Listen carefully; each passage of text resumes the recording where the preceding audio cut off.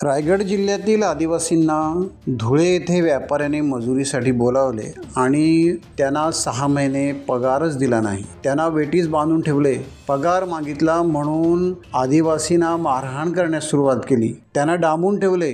अखेर पुरुष मंडळी त्या व्यापाऱ्याच्या तावडीतून पळून सुधागड पाली येथे आले, मात्र त्यांचे कुटुंब अडकूनच पडले होते। आदिवासी संघटना त्यानंतर आक्रमक झाल्या आणि त्यांनी आदिवासी प्रकल्प अधिकारी पेण यांच्याशी संपर्क साधला। त्यांनी जिल्हाधिकारी आणि तत्सम अधिकाऱ्यांना संपर्क साधला। पोलीस खात्यामार्फत धुळे येथील व्यापाऱ्याला जाब विचारण्यात आला, त्याच्यावर कारवाई करण्यात आली, त्याला अटक करण्यात आली आणि आदिवासी कुटुंबियांना पुन्हा सुधागड पाली येथे त्यांच्या गावी आणण्यात आले। ते सुखरूप पोहोचले आहेत। जीव वाचवण्यासाठी या पुरुष मंडळींनी पळून गावी येण्याचा प्रयत्न केला। वेठ बिगारीतून अशा प्रकारे आदिवासींची मुक्तता झाली आहे। अनेक वर्षांपासून हजारो प्रकरणं अशी आहेत की आदिवासींना राबून घेतलं जातं, त्यांच्याकडून काम करून घेतलं जातं आणि मजुरी त्यांना मिळत नाही। त्यातील असे हे एक प्रकरण आहे, याची एक झलक आहे। काही का असेना पण आदिवासींना यातून न्याय मिळाला आहे। आदिवासींचे कुटुंब सुखरूप गावी पोहोचले आहे। पेडलीचे आहेत, ते आम्हाला फसवून घेतले तिकडे कामाला आणि तिथं जरा ते आमचं खर्च बिर्च दिले 1-2 महिने। आम्ही सगळं मागून शेवट हे केलं, हाल केलं, म्हणजे बंद केलं ते देणं तर खर्च बिर्च असं तिकडे धुळे जिल्ह्यात घेतलं ते आमचं माल बिल सगळं भरून घेतलं त्यांनी कोळशाचं घेतलं। सर्वप्रथम नमस्कार।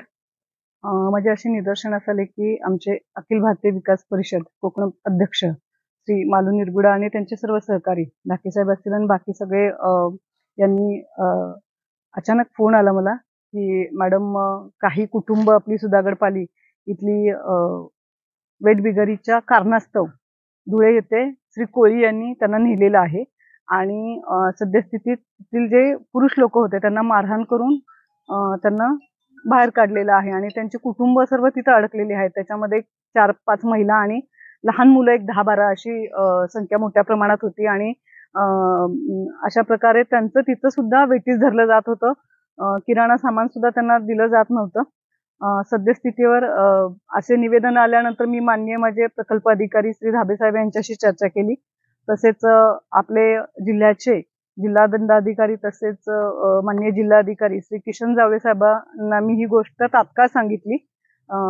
सगळ्यात मोठं योगदान माननीय जिल्हाधिकारी साहेबांनी लगेचच माननीय जिल्हाधिकारी धुळे श्री पापडवार साहेबांना फोन केला आणि त्यांना ह्या सर्व गोष्टी सांगितल्या आणि त्यातल्या त्यात आपल्याला सहकार्य आमचे मला अभिमान वाटतो माझ्या बॅचचे प्रकल्प अधिकारी श्री प्रमोद पाटील धुळा एकात्मिक आदिवासी प्रकल्प अधिकारी पाटील यांनी सुद्धा आम्हाला क्विक रिस्पॉन्स दिला।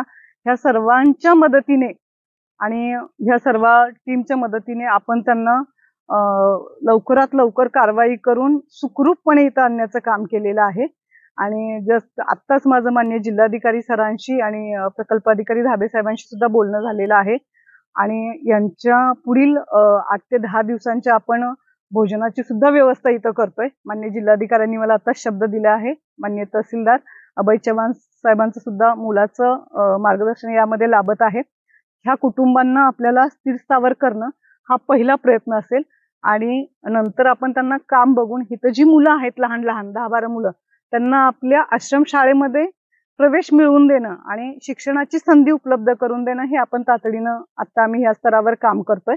तर मी अखिल भारतीय विकास परिषद जी कोकणची आहे त्यांचं आभार व्यक्त करते। त्याप्रमाणे माननीय जिल्हाधिकारी, माननीय प्रकल्प अधिकारी, माननीय जिल्हाधिकारी धुळे आणि माननीय प्रकल्प अधिकारी धुळे यांचं सुद्धा मी आभार व्यक्त करते की ह्या लोकांना सुखरूप आणण्यासाठी त्यांनी आम्हाला फार मोठं मोलाचं सहकार्य लाभलं। त्याबद्दल मी सर्वांचे धन्यवाद मानते। त्यावेळी वेठबिगारीचे काही नियम असतात, त्या नियमाखाली त्या लोकांना म्हणजे माननीय प्रकल्प अधिकारी धुळे यांनी बोलवून घेतलं होतं, कारण काही निकष असतात ते फार खोलात जाऊन बघणं त्यांचं काम असतं। ते त्यांना आपण प्रोसिजर फॉलोअप करतायत ते त्यांना करायला सांगितलेलं आहे। त्यांचा फॉलोअप चालू आहे। त्यांची कारवाई पूर्ण झाल्यानंतर ते आपल्याला कळवतील। खऱ्या अर्थाने सर्वांना मानाचं जय आदिवासी।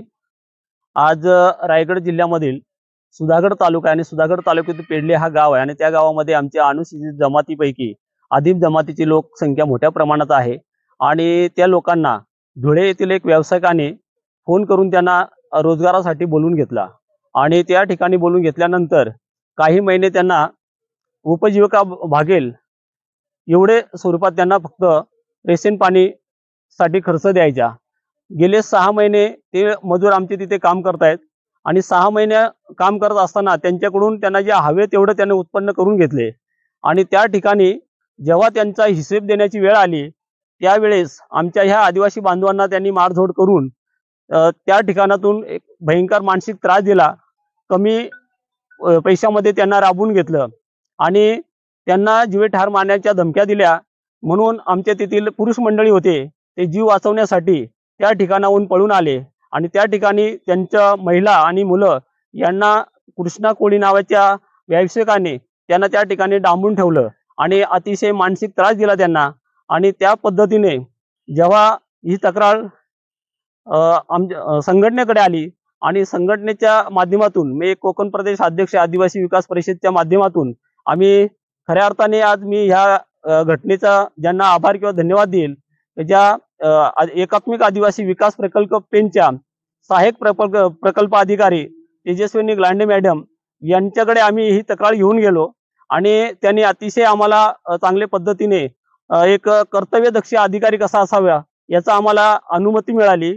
सुट्टी असून सुद्धा मॅडमने आमचं निवेदन घेण्यासाठी आम्हाला वेळ दिली आणि ज्या दिवशी निवेदन दिलं आम्ही 12 मे 2025 पासून त्यांनी अतिशय तातडीने आणि अतिशय चांगल्या सहकार्याने आम्हाला मदत केली आणि त्या मदतीमधून त्यांनी मग जिल्हाधिकारी असतील, रायगडचे जिल्हाधिकारी असतील, धुळ्याचे जिल्हाधिकारी असतील आणि तेथील प्रकल्प अधिकारी यांच्या माध्यमातून आम्हाला चांगल्या पद्धतीने सहकार्य केले आणि जे आज वेठी धरलेले कुटुंब कालच पहाटे या ठिकाणी सगळे सुखरूप आलेले आहेत।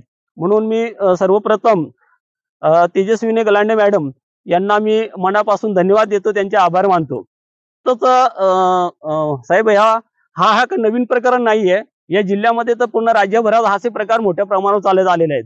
कारण आज हे प्रकरण फक्त एक माझे कार्यकर्त्यांची फळी ह्या जिल्ह्यामध्ये मोठी आहे आणि त्यांच्या माध्यमातून ह्या प्रकरणाची उकल खऱ्या अर्थाने आमच्यापर्यंत पोहोचली आणि त्या माध्यमातून त्या प्रकरणाला आम्ही योग्य प्रकारे न्याय देण्याचा प्रयत्न केलेला आहे। कारण असे अनेक शेकडो हजारो प्रकरणं आहेत आणि ह्या कार्यक्रमाच्या माध्यमातून ह्या आपल्या चॅनेलच्या माध्यमातून मी प्रशासनाला शासनाला विनंती करेल का आजही आदिवासी समाजाचा विकास झालेला नाही।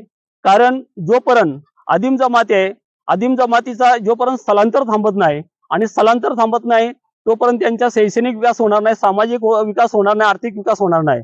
म्हणून हे स्थलांतर थांबवायचं असेल तर प्रशासनाने त्यांना रोजगाराच्या संधी उपलब्ध करून दिल्या पाहिजे जेणेकरून आपला मूळ गाव सोडून ते अन्य ठिकाणी जाणार नाहीत। याच्यावर खऱ्या अर्थाने फोकस देऊन ते प्राधान्याने सिरियसली घेतले पाहिजे, तरच या आदिम जमातीचा विकास होईल अशी आमची शासनाला या निमित्ताने आमची सूचना वजा विनंती आहे। टाइम्स डिजिटलला लाईक करा, सबस्क्राईब करा, शेअर करा आणि बेल आयकॉन दाबायला विसरू नका। पाहत रहा टाइम्स डिजिटल।